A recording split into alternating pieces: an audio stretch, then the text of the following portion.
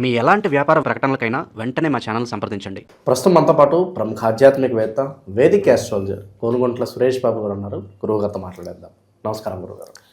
నమస్కారం అండి మణికంఠ గారు. సో జనవరి మాసం 2026 విశేషంగా తులారాశి వాళ్ళకి ఈ నెల ఎలా ఉంటుంది, వీళ్ళు ఎటువంటి జాగ్రత్తలు తీసుకోవాలి?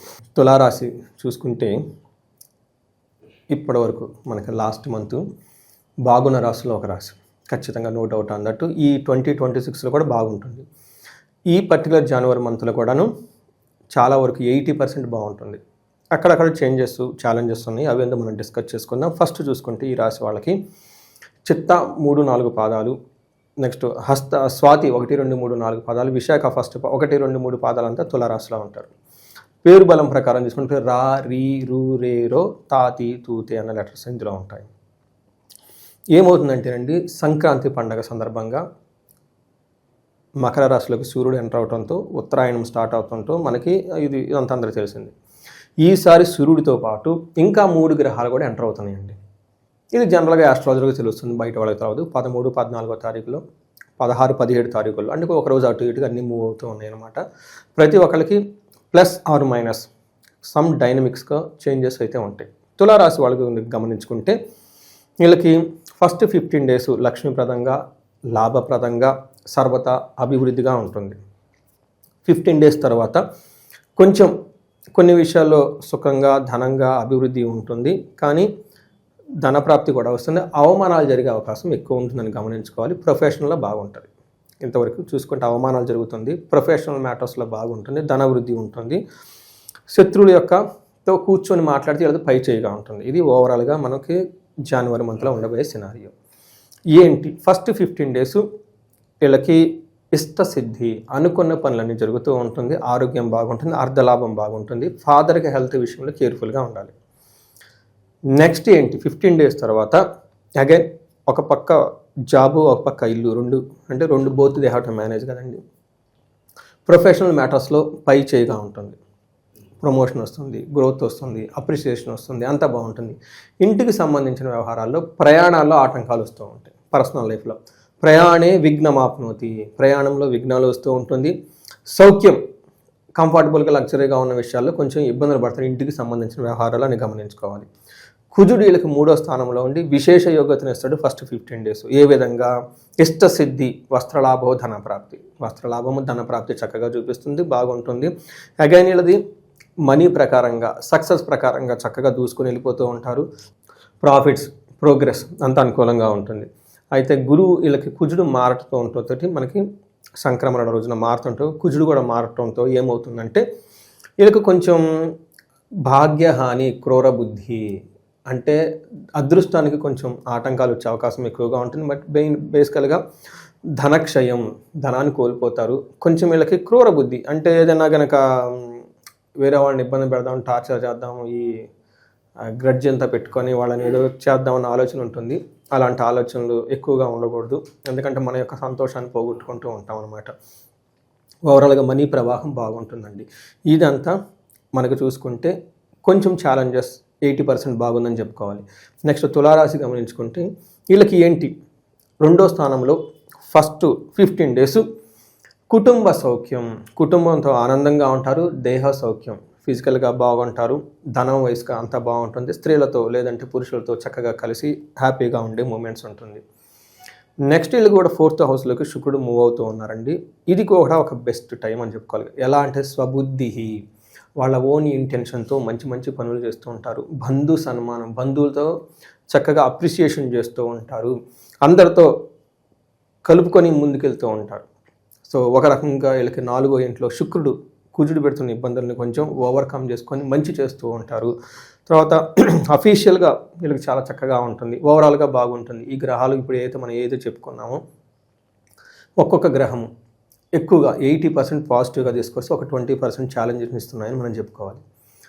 మనం 2026 సంవత్సరంలో రాశి ఫలాలు చెప్పుకున్నప్పుడు కూడాను బెస్ట్ రాశిలో తులారాశి ఒకటి. ఇది రాసి పెట్టుకోండి గోల్డెన్ కలర్స్తో. ఇంత బెస్ట్ టైం మళ్ళీ ఎప్పుడుకో వస్తుంది కాబట్టి అందరూ బాగుంటారు. న్యాచురల్గా తీరాలండి. వాళ్ళు సెల్ఫ్ ఆత్మవిమర్శ చేసుకుంటే బాగుందామని ఫీలింగే వస్తుంది. కొంతమంది మైండే బాగలేదు అనుకుంటూనే ఉంటారు. వాళ్ళు మైండ్ సెట్ని మార్చుకోవాలి. అందుకని క్షేత్ర దర్శనము, హోమాలు, యజ్ఞాలు, తపస్సులు, మంచి వాళ్ళతో సహవాసం ఇవన్నీ చెప్తాం అనమాట. బ్యాడ్ కంపెనీ పెట్టుకుంటే అలానే ఉంటారు. ఇన్ కేస్ ఎవరికైనా కనుక బాగలేదు, మేము ఇబ్బందుల్లో ఉన్నాం అని ఫీల్ అయితే హారోస్కోప్ చూపించుకోవడానికి ఇది ఒక బెస్ట్ టైం వాళ్ళకి. ఎందుకంటే కొన్నిసార్లు శని ఉండటంతో మేము శని పీడలు ఉన్నాయని మేమే కంక్లూషన్కి వచ్చేస్తాం. పాపం అన్నీ మంచి చెడు అంతా శనికి వేసేస్తుంటాం.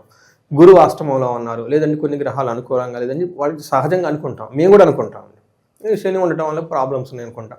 బట్ వీళ్ళకి పెద్ద పెద్ద ప్రాబ్లమ్స్ అయితే ఎక్కడ మేజర్ గ్రహాలు ఏది ప్రతికూలంగా లేదు, ఇబ్బంది పెట్టేది లేదు. బట్ స్టిల్ ఈ టైంలో వీళ్ళు ఇబ్బందులు పెడుతున్నారంటే పర్సనల్ జాతకం చూడాలి, దశాభుక్తులు చూడాలి.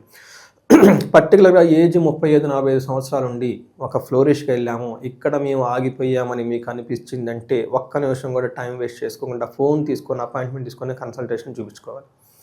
ఈ టైంలో వీళ్ళకి మిడ్ లైఫ్ క్రైసిస్ అంటారు 40-45లో. వాళ్ళకి ఎర్లీగా అది కంటిన్యూ అవుతుంది వాళ్ళు ముందుగా చూసుకోకపోతే. ఎందుకు వచ్చింది ఈ ప్రాబ్లం? అప్పటిదాకా బాగున్న ఈ ప్రాబ్లం సడన్గా ఎందుకు వచ్చింది? 10 years ట్రాక్ రికార్డు ఉంటుంది వర్క్ ప్రొఫెషన్లో, స్టూడెంట్గా అద్భుతమైన ట్రాక్ రికార్డు ఉంటుంది, సంసారం కూడా 5 years 35కి ఆల్రెడీ పెళ్ళి పిల్లలు పుట్టుంటారు. ఈ టైంలో ఎందుకు వచ్చింది ఈ క్రైసిస్ను ఆలోచించుకోవాలి. ఇది మనకి బుక్స్లో చెప్పండి ఉంటుంది. ఇది మనకి జ్యోతిష శాస్త్రం ఏం చెప్తారంటే శాపాలు అంటారు. అంటే మనకు తెలిసి తెలియకుండా వేరే వాళ్ళకి ఇబ్బంది పెడుతుంటే ఈ టైంలో రిటర్న్ వచ్చేసి మీకు ఇబ్బంది పెడుతూ ఉంటాయి. 11 రకాల మెయిన్ శాపాలు ఉంటాయి. పితృశాపం, స్త్రీ శాపం, గురు శాపం, సర్పశాపం, ఇలాంటి శాపాలు అంటే వాళ్ళని మీరు ఇబ్బంది పెట్టిన అవి తిరిగి మిమ్మల్ని శపించే అవన్నీ బ్లాక్ గ్రోత్కి అవన్నీ తీసేసుకోవడం చాలా ముఖ్యం. ఈ రాశి వాళ్ళు ఎవరైనా కనుక ఉంటే అలా కాల సర్పదోషాలు ఏమైనా ఉంటే ఒకసారి 2 సార్లు చెక్ చేయించుకొని పరిహారాలు చాలా చాలా ఈజీ, సింపుల్. మేజర్ ఏంటంటే మీరు తెలుసుకోవాలి. ఫస్ట్ ఇబ్బంది పడేకుండా తెలుసుకొని ఆ ఇబ్బందులు పోగొట్టుకునే ప్రక్రియలు మీకు చేపడితే ఈ రాశి వాళ్ళకి అద్భుతంగా 10 అంతల ముందుకెళ్ళే రాశి 20-26 సంవత్సరం ఇది ఒకటి. విదేశీ ప్రయత్నాలు చేయొచ్చు అంటారు వీళ్ళు. అద్భుతంగా వీళ్ళు చేయకూడని పని ఏమి లేదు, అన్నీ చేయొచ్చు. అంటే తర్వాత కాన్సిక్వెన్స్ పే చేసుకోవాలి కాబట్టి చాలా వరకు బాగున్నప్పటికీ పలానా విషయాలలో చాలా జాగ్రత్తగా ఉండాలి, దీని జోలికి వెళ్ళకూడదంటే ఏం చెప్తారు వీళ్ళు? వీళ్ళకి గొడవలు పడకూడదండి. ఈ రాశికి కుజుడి వల్ల ప్రభావంతో గొడవలు పడుతూ ఉంటారు. మీకు బిగినింగ్లో ఒక సెంటెన్స్ పెట్టాను, క్రూర బుద్ధి. నేను బాగున్నాను కాన్ఫిడెంట్గా నిన్న మొన్నటిదాకా వీళ్ళు నన్ను ఇబ్బంది పెట్టారు, వీళ్ళ మీద గ్రజ్జి తీర్చుకుందాం నాకు ఫీలింగ్ ఉండకూడదు. అది టైం వేస్ట్ చేస్తుంది. ఎందుకంటే రెండోది కర్మ మళ్ళీ రెట్టింపు అవుతుంది.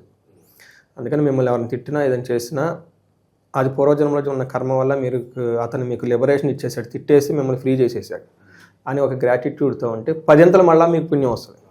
అలాంటి ఒక ఆఫ్కోర్స్ చాలా కష్టం అనుకోండి ఆ మైండ్ సెట్ రావటం. మనం చెప్పినంత ఈజీ కాదు. నాకు కూడా ఎంత మెడిటేషన్ ఎంత ఈజీ నేను చేసుకొని వచ్చినా కానీ ఒకసారి ఎక్కడికో పోతూ ఉంటుంది ఆ చేసే టైంలో. బట్ వెరీ క్విక్గా మళ్ళీ ఇంటికి వచ్చేసి అంటే టూ మచ్ చేసుకోకుండా ఉంటే పీస్ఫుల్ అయిన రాశి తులారాశి. బ్యాలెన్స్, వీళ్ళు కూడా బ్యాలెన్స్డ్గా ఉంటారు ఈ ఇయర్ అంతా. ఇక విశేషంగా ఎటువంటి పరిహారాలు బాగుంటాయి అంటారు? పరిహారాలు ఇప్పటిదాకా మనం చెప్పుకున్నాం కదంటే బాగుంటే ఏం అవసరం లేదు. ఇన్ కేసు బాగలేదని అనుకుంటే ధనానికి ఎవరైనా ఇబ్బంది పడుతూ ఉంటే స్వర్ణలక్ష్మి విశేష హోమం చేయించుకోండి. ఇది చాలా పవర్ఫుల్ టూల్. ప్రతి ఒక్కళ్ళండి ఖర్చు అవుతుంది, హోమాలకి జపాలకి దానాలకి ఖర్చులు అవుతాయండి, కానీ బ్లాక్స్ రిమూవ్ అయిపోతుంది, ఫ్లో వెళ్ళిపోతుంటుంది అనమాట. చేయించుకోవాలి. రెండోది భార్యాభర్తల మధ్య అన్యోన్యత చక్కగా ఉండాలి అనుకుంటే అన్యోన్య దాంపత్య పాశుపత అభిషేకము విశ్వావసు గంధర్వరాజ హోమం అండి. ఇది చక్కగా కూర్చొని చేయించుకుంటే దంపతులు లేదంటే ఆల్రెడీ డిస్టర్బెన్స్ వాళ్ళు వచ్చిన ఖచ్చితంగా కలిసి తీరుతారండి. అందులో సమస్య లేదు. వివాహంలో దోషం వచ్చేసి వీళ్ళకి యాక్చువల్గా ఉండదు. ఈ రాశి వాళ్ళకు ఉంటే ఒకసారి ఇండివిజువల్ జాతకం చూపించుకుంటే పరిహారాలు ఏది చేసుకున్నా కానీ చక్కగా ఉంటుంది.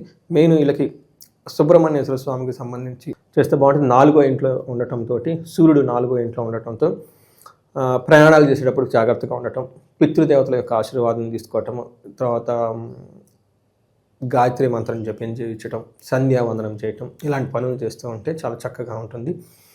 వీలైతే ఒకసారి శ్రీశైలం వెళ్ళొస్తే చాలా బెటర్గా ఉంటుంది. ఓవరాల్గా తులారాశి వాళ్ళ పరిస్థితి జనవరి మాసం ఎలా ఉంటుంది, ముందు ఎలాంటి జాగ్రత్తలు తీసుకోవాలి చాలా బాగా వివరించారు. ధన్యవాదాలు. ధన్యవాదాలండి.